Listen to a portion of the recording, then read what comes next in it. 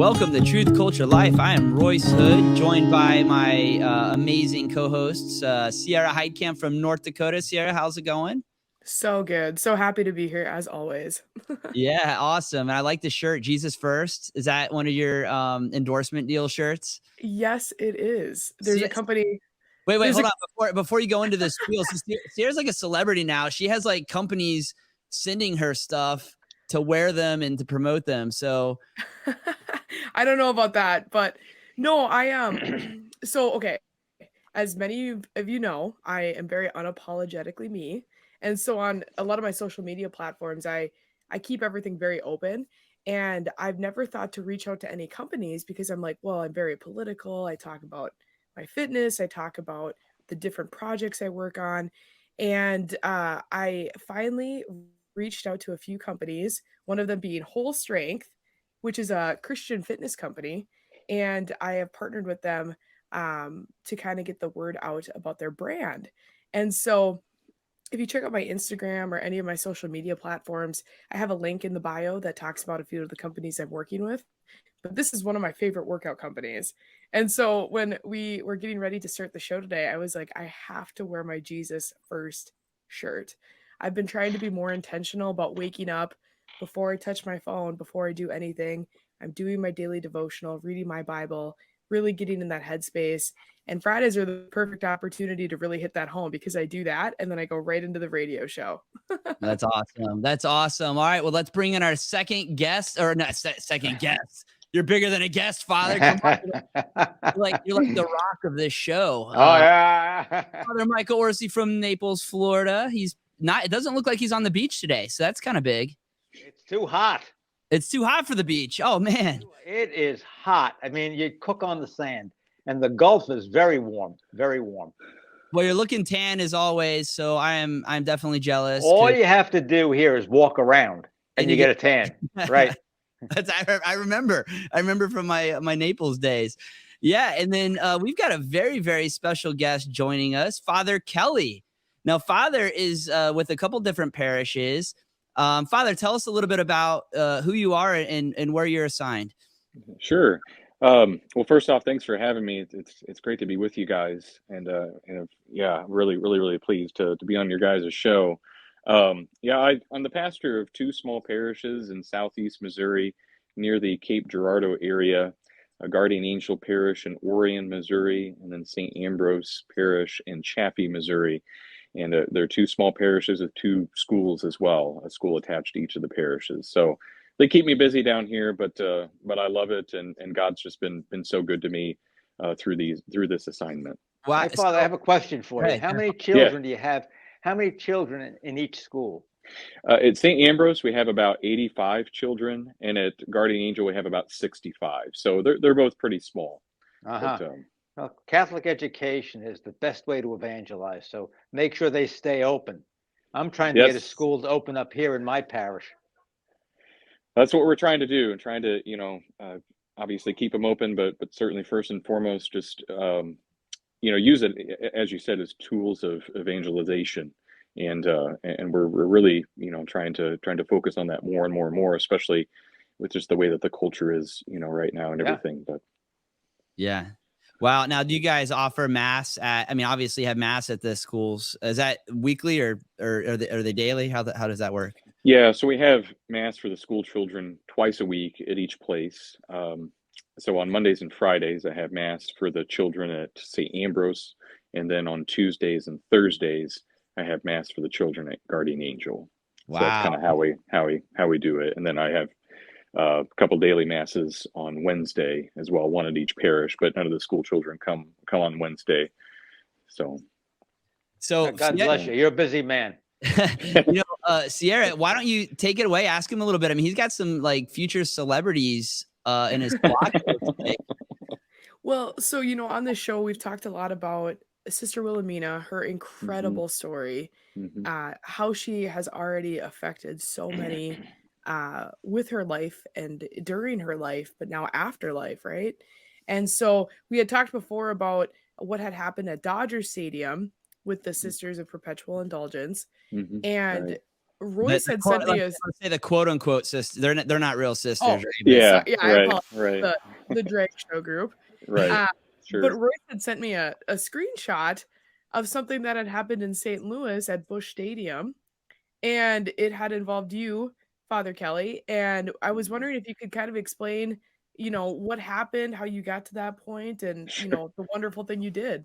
Sure. Yeah, I guess you could say it was kind of God's divine providence the way that it worked out. So several months ago, while we were still in the school year, one of our parents of a couple of our children in the school, she was a former principal, and she did something with her former school where they had an opportunity to go to the Cardinals game. The school children sang at the seventh inning stretch, and it was just a good event for their school community. So whenever she had sent a couple of children to our school, she proposed this to us and says, "Hey, this worked really well for the school that I was at, and we would be happy to facilitate getting you guys to do this for your school." So she did. She kind of organized it and got us, to be able to have an opportunity to sing at the seventh inning stretch, take me out to the bowl game. And we invited, our school family. It was just a community event. And our music teacher, who was going to conduct the children, she ended up having to have ankle surgery back in June. And so once, that was kind of on the docket, my principal, Laura Enderly, she asked me, she said, "Father, since our teacher, Jira Legrand, is not able to conduct our children, would you be able to do it?" And I said, "Sure, why not?" So that's kind of how it all precipitated, and I got a good number of the kids together on a couple of occasions just to kind of practice and kind of prepare them mentally too, and even tell them, like, look, it's this is going to be kind of a big deal. We're going to be in front of thousands of people, but it's all it's all going to be okay.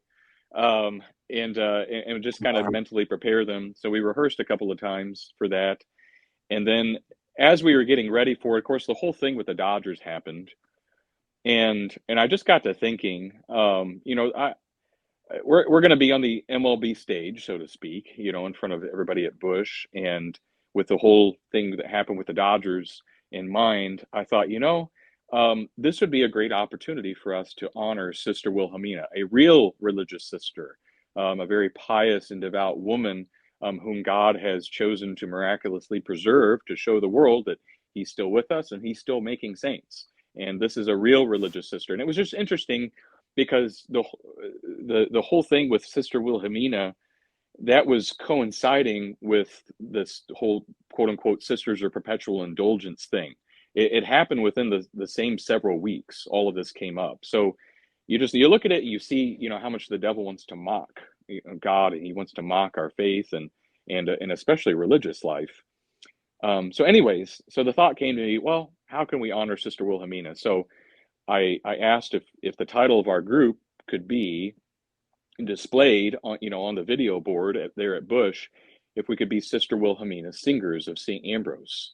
And they said, yeah, absolutely. They agreed to that. And then I wanted to honor Sister with a T-shirt that I wore. And on the back of the T-shirt, it has an image of Sister Wilhelmina with her name. And on the front, it just has a little Benedictine medal as well. So I just, wanted to honor her that way. I wanted all of us to honor her that way. And that's kind of how it all came about, really. It was just kind of, one thing after another, but ultimately God's divine providence, I think. So That's amazing. I think you should yeah. start selling the T-shirts. Like, that should we should get some merchandise going because that's amazing. Do we have any pictures? Any pictures of your Sister Wilhelmina singers? There's several of them that are on like my Facebook page. I think that they had put one up just a moment ago, and that's So I mean, there was lots of parents taking pictures of the video board and things like that, and there's several videos and whatnot that are on there too. But it was basically just the school kids that came to sing, and we just decided to call ourselves the Sister Wilhelmina Singers. So and what was the response you got from the crowd at the stadium?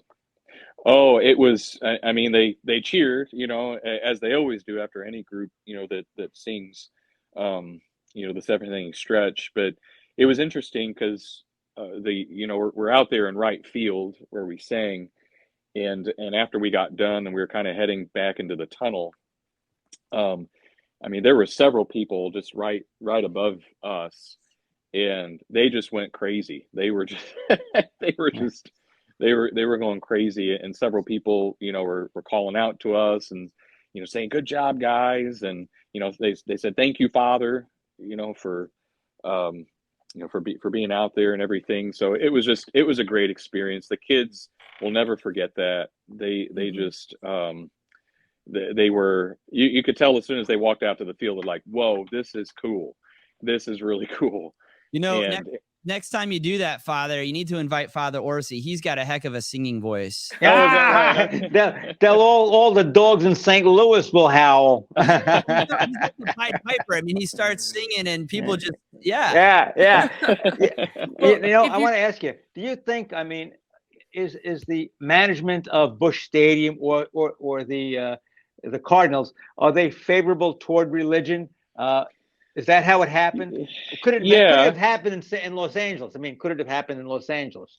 Right. Well, yeah, I know for a fact that a couple of the higher ups, the executives for the Cardinals organization, they are Catholics. Mm-hmm. I'm told that a couple of them are pretty faithful, Uh-huh. about it. Um, and being in St. Louis, I mean, St. Louis is very rich in its Catholic history. Yeah. I mean, the name itself, St. Louis, named after the King of France, and so it's very, very rich in its Catholicism. So people are used to seeing that, or they're used to Catholicism being present to them, in St. Louis. It's just kind of a part of the culture up there. So yeah, I would definitely say that the Cardinals organization, yeah, is favorable to religion. I know that they have, actually, a good friend of mine is one of the chaplains, or has been one of the chaplains for the team, and they'll celebrate mass, for the team and anybody that works for the organization that's Catholic, including some of the players. So yeah, they're very favorable towards that. Thanks be to God. So Robin Hood, Yeah, that's hey, amazing. Robin Hood, why don't you see if you could get some priest out in Los Angeles to do something like that out there? I don't want to get anybody in trouble, but look, I mean, we had a certain bishop head out there, and right, it was I mean, not Mhm. now it didn't. I mean, look, Yeah, like he's like about to become without portfolio himself. here's where I'm at. I was brainstorming with the sisters in Gower recently, and they have some. I mean, Sierra, you were out there. They have some like historians that are sisters that are just amazing, and we were talking about Amazing. the age of martyrs. And it was interesting to think about. And one of the things that was said was that, during periods of crisis around the world, one of the things that really helped save the world in many ways was the monastic life. These monasteries would pop up as refuges, as like a refuge for people to go, and also for priests to go as well, that needed retreat or needed help with their own vocation. So I don't know. In many ways, I feel like, I keep asking this question: Are we in, or are we entering a new age of martyrs, so to speak? And it doesn't necessarily have to be, blood and life. Maybe it'll come to that, but it's definitely, there's some spiritual warfare going on. It's hard to deny that. I mean, even just looking at what, Father, you did here at the stadium, right? I mean, I'm looking at this picture, and we can throw it up real quick. You can kind of see it a little bit. I mean, just wow, what a contrast. The future, the light of the world, this love, faith, hope, and love is what I see in that picture, right? And innocence versus the decadence that we've seen in other images recently at baseball games. And wow, this is the pastime that I know about. This is what people want to see. Yeah, I wish more churches would ask to perform before a bowl game or during a bowl game. I just would love to see what cities would accept something like that. I doubt it would fly on the West Coast or the East Coast. I doubt it. Yeah. I mean, they have like, yeah, exactly. I won't get into it now, but hey, Father, I'm curious, do you still have, did you actually sew Sister Wilhelmina's image on the back of your is that your outfit there? I mean, what, I can't quite see it with Yeah. the So color. so it's so I'm wearing a black T-shirt over my cassock. Is what Okay. it is, and I have a parishioner. She makes T-shirts, and I asked her. I said, "Could you make this for me?" And I described what I wanted, and sent her, the image of sister and everything. And she said, "Yeah, absolutely, I can do it." And she did, and that's what I'm wearing in that picture. And I We had need several we need to get others made. So we need to get some merch going. I'm telling you. We I need a swear. T-shirt with Father Osie's face on it, because I feel like Father, that was. I want to ask you a question. Did you know the sisters before the exhumation? oh yeah, I've known the sisters for years. I didn't really know Sister Wilhelmina personally. I, After the time I was ordained a priest and was able to celebrate Mass for the sisters, there were a couple times where, like, I gave her Holy Communion, and I recall that there was maybe one opportunity where I got to meet her, shake her hand, and say hello to her a little bit. But I didn't really know her personally, I would say. It's funny, I know her a lot better now after she's died than I did when she was alive. But Hmm. I've known the sisters for years, really from about the time or just before the time I was ordained a priest back in 2015, and have just developed a relationship with that community, by God's providence, and just being in the right place at the right time, so to speak. I kind of helped them facilitate founding a monastery in our diocese. So we're the Hmm. diocese of Springfield Cape Girardeau, which covers all of southern Missouri.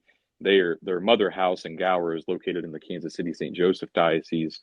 And several years ago, I helped facilitate and kind of help them move to our diocese to found a house down here. Is that an Um, Ava? it's an Ava, yes, Yeah, yes, yep, and my understanding is that that's still under construction. That they're looking to raise some money to finish that.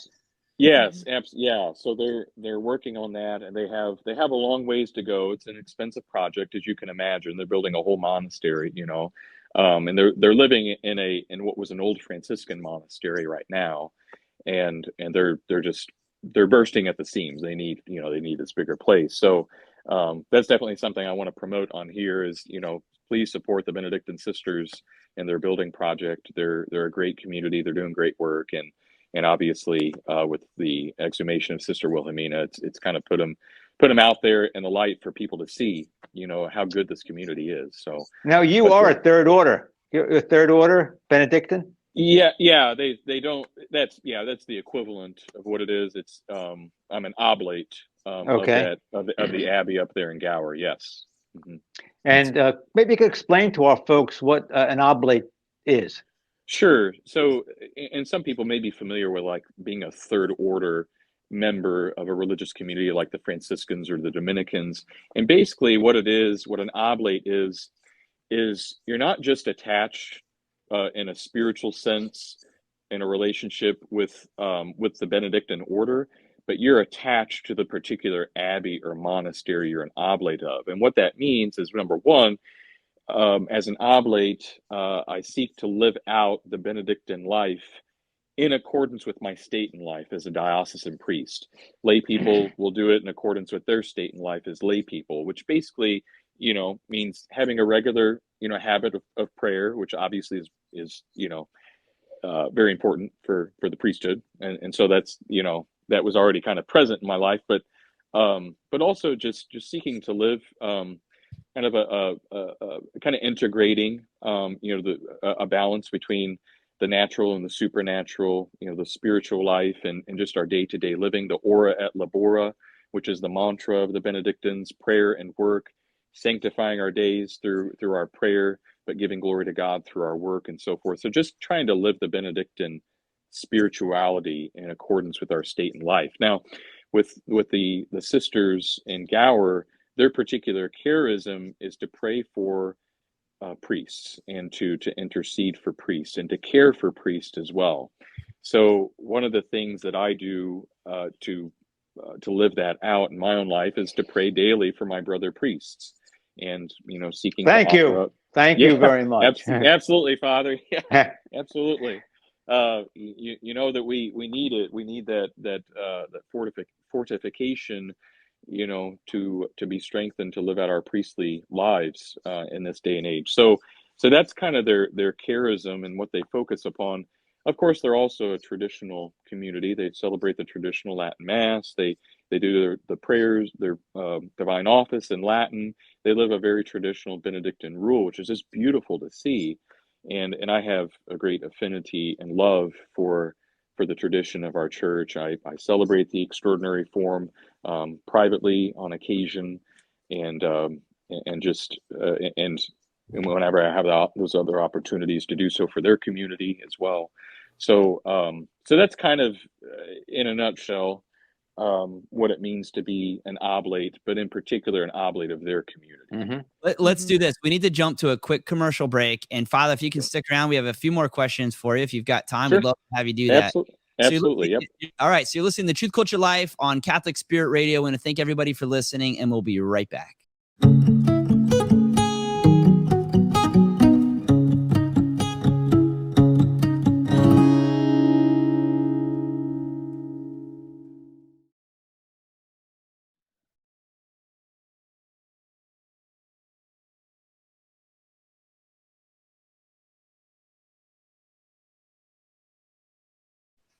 Welcome back to Truth Culture Life on Catholic Spirit Radio. I'm Royce Hood, and joined today by Sierra Heidkamp and Father Orsi. And we're joined by a very special guest, Father Kelly, who is like almost a Major League Baseball player now, I guess.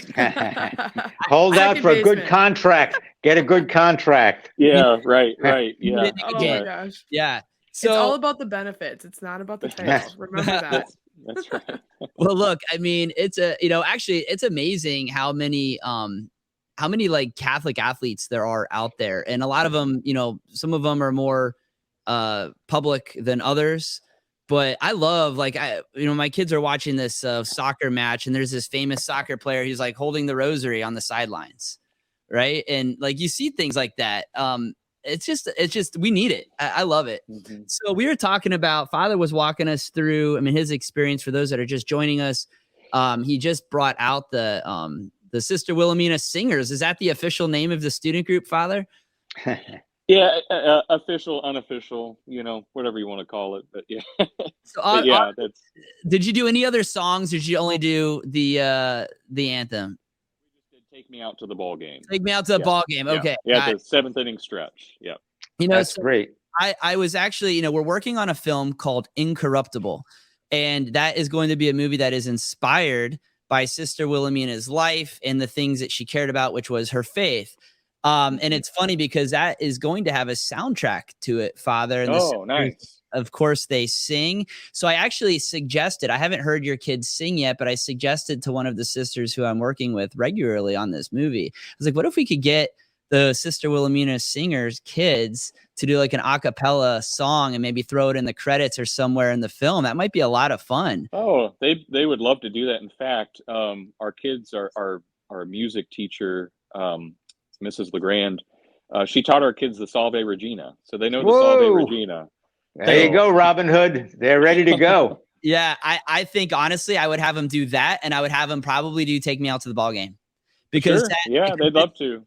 The Benedictines, their albums that they put out are very reverent. They're they're Latin, they're beautiful, and so I've sort of been planting that, hey, like for the soundtrack, we need a few pieces that are slightly different, that are going to catch people off guard and be fun, evangelize, bring people in. That could be really, really cool. So if you're in, they're under 18, obviously. We have to get their parents' approval and all that stuff, but we'll bring out some microphones. Sure. Awesome. Yeah. Let me know, you guys. Maybe we could go to Busch Stadium, and enjoy the game at the same time. They're a venerable franchise. St. Louis is a venerable franchise. They really are. Way back. They are.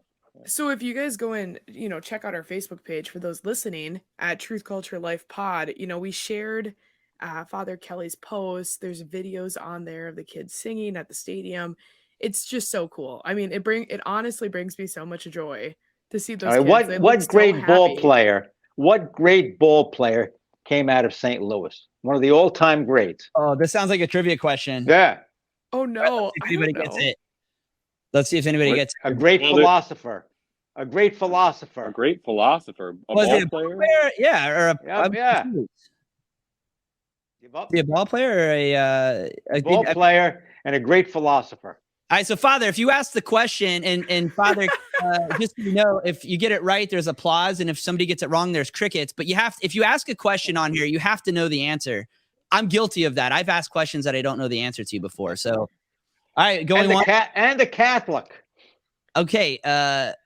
Wow. If any of our listeners are listening, you can make fun of us at Truth Culture Life Pod at Facebook. I don't know the answer. I think we're just hearing crickets. Is it a baseball player? Yeah. Who watches the He MLB, was. though? Honestly. Was it Yogi Berra? Yogi Berra, you got it. Oh my gosh. That was me. You know what gave it away was philosopher. That was what gave it away, because he's got a lot of great quips. He was a devout Catholic. Went to mass all the time. Yeah. Yep. God rest his soul. You know, it ain't over till it's over. You see, folks, Truth Culture Life, we try to evangelize, we try to entertain, and we educate as well. That's right. That's our purpose. I'll give you another one. What famous, very famous radio personality came out of Saint Girardeau? Ooh. Harry Carey? Nope. Or Jack? Yeah, I get the crickets. Jack Buck? Nope. Oh man. Give up. I have no idea. I'm over 2. Rush Limbaugh. Oh, really? Oh. Yeah, Rush. He's buried there too at the cemetery in Cape Girardeau. You said Cape Girardeau. No one ever pronounces it Girardeau. How do you say it? Girardeau. You do if you're from Boston. Yeah. Well, from New York. You got to give him a break. He's in New York. I mean, come on. I don't know. But anyway, Rush is buried there too. Yeah, he's there. In fact, there's a courthouse there that's named after his dad. How about that? There you go. So one question I have, because hold on. What's his dad's name? Rush, I think. I think his dad was Rush. Rush also. Okay, sorry. Rush is Rich. I think so. I could be wrong about that, but yeah. Right. So one question I have. So we asked this question to a couple of people, the last couple of guests we've had. But what do you think, Father Kelly, Sister Wilhelmina's story, like where do you think it'll impact the most? You know, when we were just in Gower, I talked quite a bit about the fact that I'm from a younger generation, and with her story, her life, we talk about how she really stuck to tradition. There were a few times that, she got into the civil rights movement. There were a few other things she did, but she always came back to this tradition. And I thought that it would be really impactful for people of the younger generation, especially people like me from North Dakota, where we don't even practice Latin Mass. And so what do you think her story, like where will it have the most impact? Well, it's a good question. I mean, you can already see that it has had an impact on people who, I know just in talking to some of my brother priests who, have parishes, and some of their parishioners, went up to go see her and everything. And a lot of the times it's people that just, maybe they've been Catholic their whole lives, or, maybe they've been Catholic for a long time. But this is really having a deep impact on their prayer lives, on recognizing that, yeah, I mean, like God is really real. Like he's really, really real. And we need to be more serious about our faith instead of just kind of going through the monotony of, we go to mass on Sundays, we pray the rosary every once in a while, or we pray our meal prayers and just kind of leave it at that. People, I think, are realizing that they're more and more and more, especially with this, this miraculous preservation of Sister Wilhelmina, that there is just so much depth to our faith, and that this is all just so real. It's all so real. And so I just think that people are really being impacted by that reality of how real the faith is, how real God is. And just, your quote unquote ordinary Catholics. And I don't mean that at all to be any sort of derogatory or anything, but we see in our day and age, just a lot of Catholics, they are not well catechized. God bless them. So many of them are very faithful to the church and faithful to going to mass and the sacraments and everything, but they don't know their faith. And I think this is something that has sparked something in a lot of people to make them recognize, one, our God is real, our faith is real. I need to know our faith. I need to know our tradition and where this came from. And I just think that a lot of people have um, been really impacted by that, who, especially those who personally have gone to Gower to go see Hmm. Sister. I know one priest told me that after this parishioner of his, who, you know, is I presume just a good faithful parishioner, but again, is someone, you know, who just, they just haven't been catechized as well, or maybe they've kind of forgotten a lot of the faith. They came back from Gower after seeing Sister Wilhelmina and seeing the sisters and going to mass with the sisters and just seeing the beauty of the tradition that is so palpable there. This person came back and told this priest, she said, "Father, we have been robbed.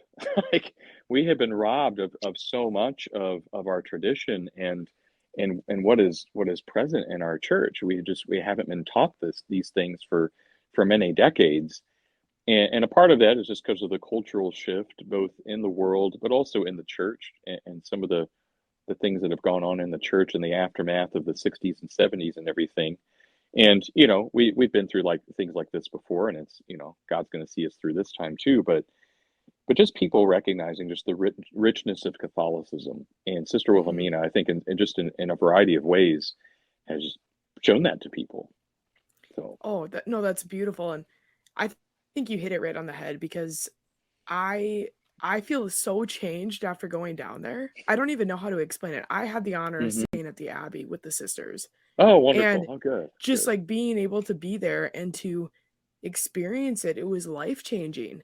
And I keep Yeah. telling people because I shared it on Facebook, a lot of my friends in North Dakota, it's something crazy, like over 50% of North Dakotans are Catholic. Um, but anyway, so a lot of the people that saw it on Facebook, they talked to me about it, and I just told them, like, I was like, I can't explain it to you in words. I saw her, I prayed in the chapel, I was on the property, I saw everything, but I can't like process it. It was so beautiful and it was so just impactful. And this is so dorky, and you guys are gonna laugh at me, but like I keep telling people, when you see her, it doesn't seem real, but you can like count her eyebrow hairs. What is that? Yeah. Yeah.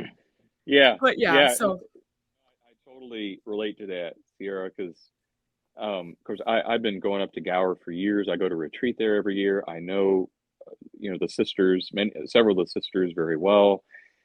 And whenever I went up there with another parishioner, um, actually the husband of our music teacher at St. Ambrose, Stephen.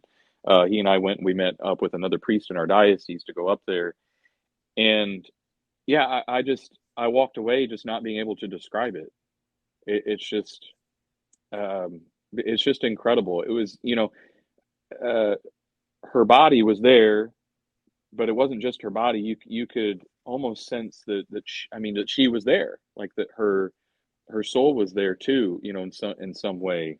I just don't know how to describe it, but just seeing her in person and kneeling next to her, touching her habit, which was not mhm. brittle, which was just, you know, as strong and as intact as the day that she was buried. I don't know. I'm just, there are no words. I was just so dumbfounded by the whole thing. So the last thing I'll say, and then please everybody else feel free to jump in, but I kind of wonder if that's the point. We're supposed to be so speechless and so Hmm. unable to describe it because, like I've told so many people, you have to go down there. You have to Yeah. go down there and see her Yeah. yourself. Because, like, I have a friend, I just met her for lunch from college. She is in the Focus Ministry and she's in Oh, sure. Yeah. Nebraska. So she's in Fargo. And I told her, when you go back to Nebraska, you have to stop in Gower. And I talked to another gal in my community. She teaches CCD. We want to bring down a group of junior high kids to Gower now. Because she was telling me you have to come to the classroom and explain to the kids what you saw. And I told her, I can't. You have to go and see it. Yeah. Yeah. I have a question for you, Father. Is there someone there now that takes the role of a docent, where they'll show people around, explain what's going on, what the monastery's about, sister's life, anything like that going on? It's kind of informal. I mean, you can Hmm. go there and, you know, you can ask to speak with one of the sisters or a couple of the sisters to, you know, especially if you do so ahead of time. I mean, obviously that's preferable, you know.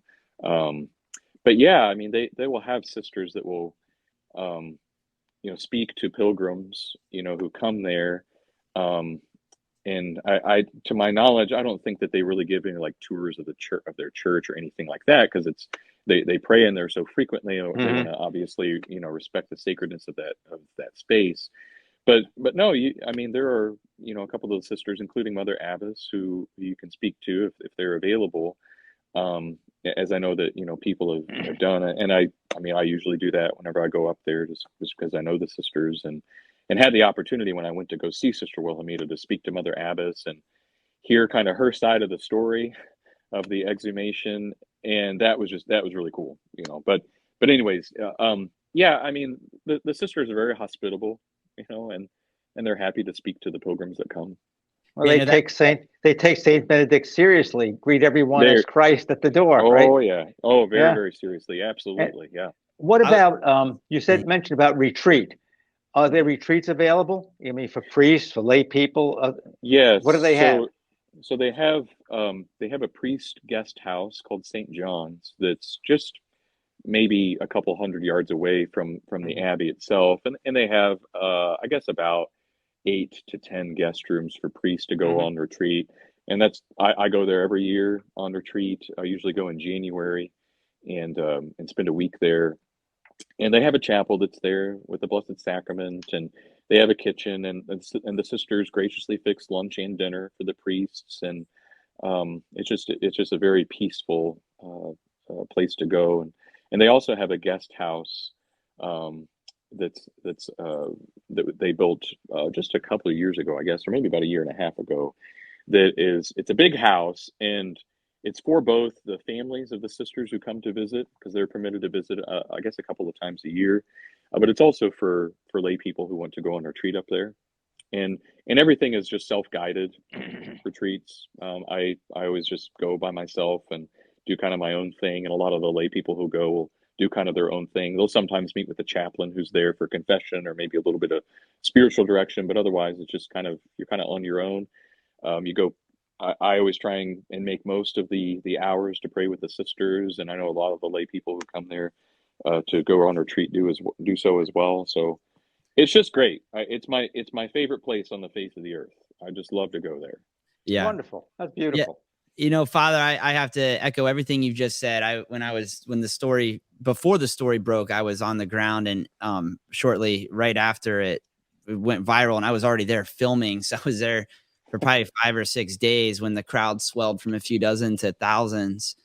And I was actually permitted to stay at the priest house for one evening, because good. Going to stay, which was really an unusual opportunity for a lay person. Sure. And the first thing that struck me was it was dinner time, and they invited me to dinner, and there was a deacon and a couple priests and the chaplain. And so I just sit down in the chair, and I'm waiting, and they're all standing behind the chair. And right. So I didn't realize, I stood up. So stand, and I tried to do that with my 6 kids at home. It's really, really hard to get the 3 and 4-year-old to stand behind their chair. They like to stand on the chair. Oh, sure. Yeah. Anyway, I digress. So benedictinesofmary.org for our listeners is the official website for the Benedictines of Mary, Queen of the Apostles. That's the order we've been talking about. And really, I mean, it's just beautiful. And you can actually, I think, see some pictures of the grounds. They've got several hundred acres in Gower, Missouri, which is about, an hour north of Kansas City. And I really would echo everything Father Kelly said. If you can get there, even just for the day, do it. It's so peaceful. Prior to that, my favorite place on earth was Jupiter, Florida. and that for no spiritual reason at all. I mean, besides the fact that the ocean is there, and I've always felt very connected to the Lord when I'm at the beach for some reason, because it's just so big and we're so small, right? But man, Gower, I would move there if they had houses for sale on the Abbey. That would be amazing. I'm surprised you didn't say Bismarck. I told you have to come back to Naples. Father, that's number 3 on my list. Naples. You better move it up. Where is Bismarck on this list? Come on. Not. That doesn't make the list. Yeah, Bismarck is not on the list, Sierra. I thought about I put a poll out on Facebook about a year ago, and I asked my followers, I said, where should the Hood family move? And it was really funny, the responses that I got. It was all over the place. But I will say this: there was just a report that came out, the top 10 communities for Catholics in the United States, and Kansas City was up there with Ave Maria. That's because of the great communities that are present in these cities that were listed. Every one of them seems to be connected with some kind of a university, Catholic university. University. There you go. Right. Yeah. I'm sorry, Father. St. Louis was not on that list, I don't think, but maybe they're in the top 20. They used to have a Catholic university. They used to have one. They did. It's gone. I don't know what happened to it. I don't know what it's happened. It's not Catholic anymore. That's the word. That's what happens. So look, we got to go to our next commercial break. You're listening to Truth, Culture, Life, and such a fun conversation today. Thank you for listening. We'll be right back.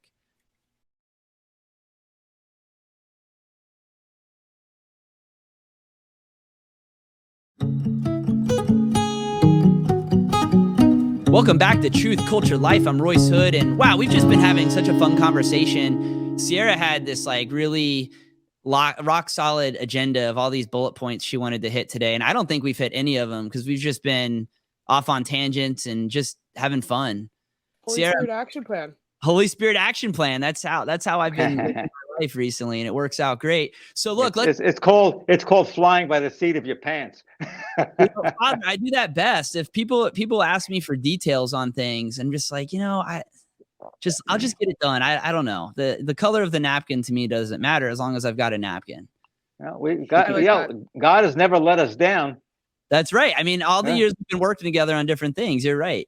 Hey, I got a big one coming up. You talk about Sound of Freedom. I'll tell you my big plan that you're part of.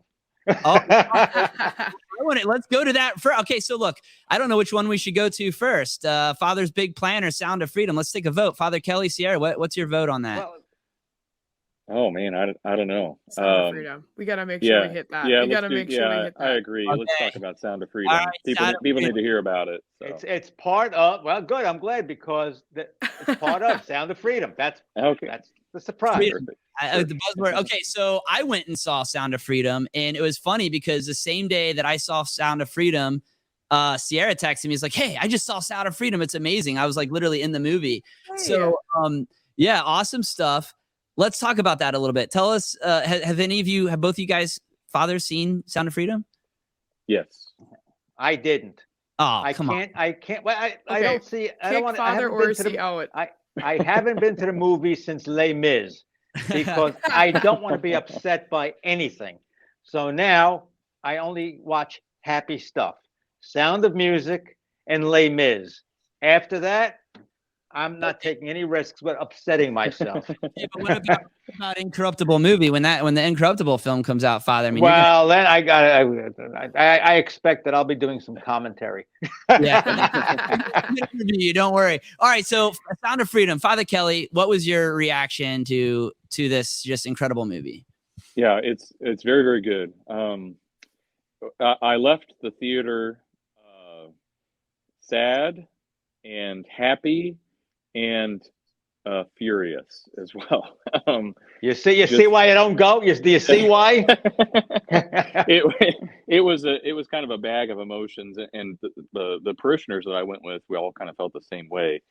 But it was very, very impactful, very eye-opening. Jim Caviezel does a great job. All the actors did a great job, but Jim Caviezel did a great job playing Tim Ballard. And yeah, it really opens your eyes to, wow, this stuff, it is real. I mean, you hear about it, you hear about the sex trafficking that's going on, and you walk away asking questions like, why is this so vast? Why don't we hear about it more? Why don't we see, more movements, to stop this act of heinous evil, Why did it take 5 years to get it on the screen? I mean, I smell a rat. Yeah, it does make you ask just a lot of questions, and that's what we all were doing afterwards. We asked a lot of questions, and it really does make you think. And yeah, I mean the whole thing with, like you were saying, Father, it took 5 years for it to hit the screen, and there's just been a lot of other stuff that's been going on where these critics have been trying to discourage people and saying that it's a big conspiracy theory and everything. all of this other nonsense. And I mean, I think the media has to be careful about accusing a lot of people of conspiracy theories, because in the last several years, a lot of these quote unquote conspiracy theorists have proven to be right, and it's made the media look foolish, Yeah. So I think that's on the horizon with the Sound of Freedom. But again, I thought it was a very good movie. I think that people need to go see it.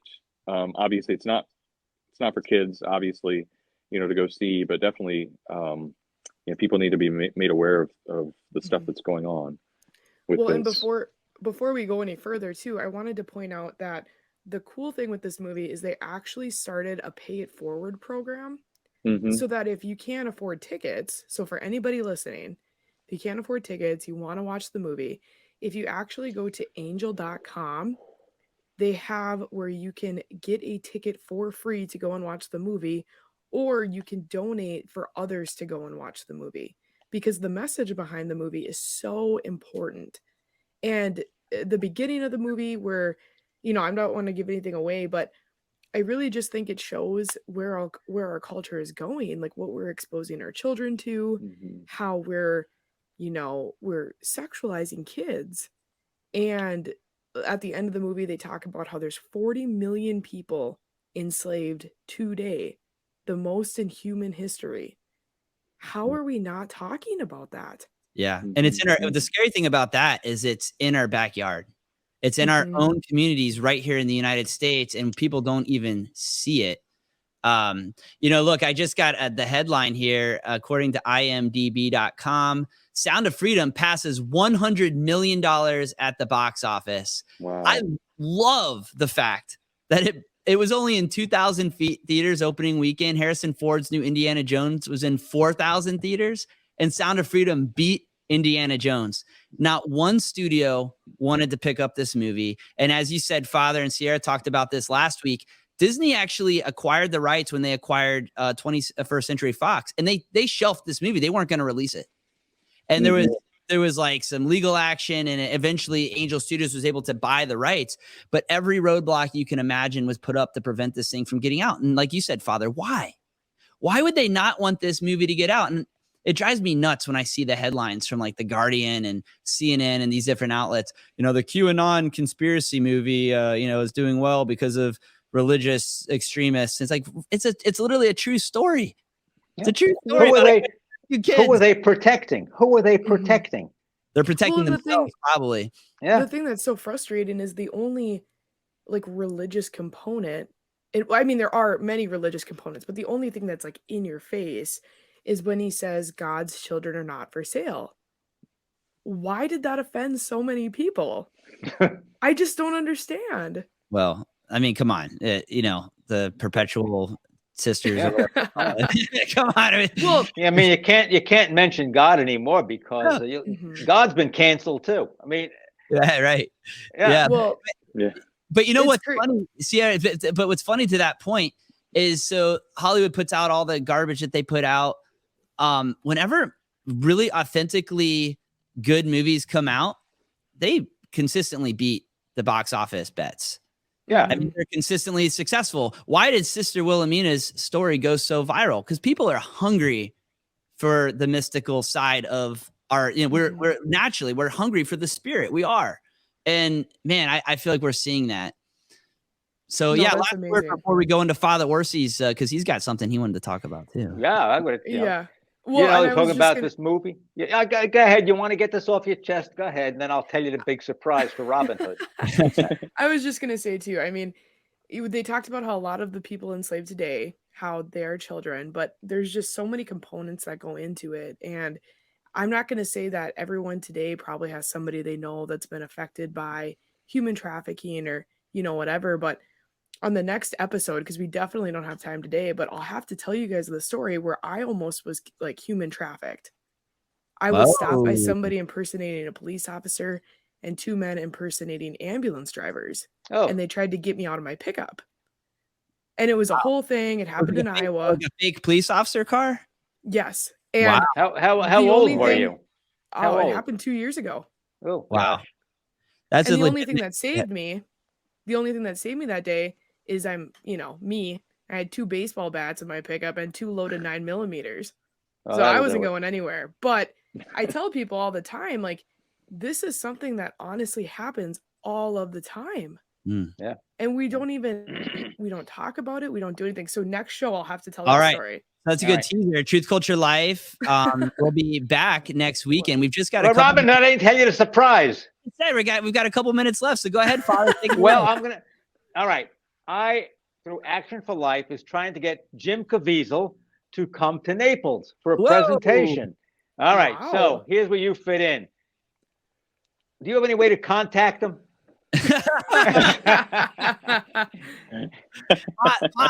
Possibly. We'll see. Yeah, I mean, well, come One of our down here. You listeners. come down here. Maybe We'll he's show the listening. movie. Have him speak. It'll be a big deal. If you're listening, Jim, call Father O. That's he has connections up there in Peoria, wherever the heck we are. Yeah, look, I definitely know people who know people. Let's put it that Well, way. All right. I tell Caviezel I want to talk to him. That's my favorite part of the show is that everybody's from like a different part of the US. So one of us has to have some connection somewhere. I mean, what is that old rule? Like I don't know why Kevin Bacon got thrown into this, but right, seven parts from Kevin Bacon or something. Like There was somehow, 7 people away. yeah, 7 people away from Kevin Bacon. Everybody on Earth, apparently. All right. I want Jim Caviezel. I want him in Naples, Florida. I think November. I'm shooting for November. All right, Father, you said this was a surprise for me. It sounds like you're giving me a job to do. Yeah, that's a surprise. Oh, Surprise, you have work. oh, this is so good. Well, And I'll let you come, and I will let you come too on my dime. Well, we have a Wow. scene in Incorruptible where we really need somebody to play Jesus. So maybe, who knows? Father Kevin Kelly. Bacon. Father Kelly does have the beard. You got to grow out your hair a little bit Yeah. longer. We can make it work. Yeah, I Yeah, guess that's I mean, right. I could play Moses. I look more like him. Oh my goodness. Well, what a show, folks. So listen, come back next week. Sierra's going to share her story. And wow, I can't wait to hear that. We're glad she's here. So good thing she had her baseball bats in the car and she was being aware of her surroundings. It's always important. What a great show. Father Kelly, thank you so much for taking the time out of your busy day to join. Thanks. Nice meeting you. Take Good to meet care. you as well, Father. God bless. You too. Yeah. You All as well. right. Thank you. You're listening to Truth Culture Life on Catholic Spirit Radio, and we'll see you again next week.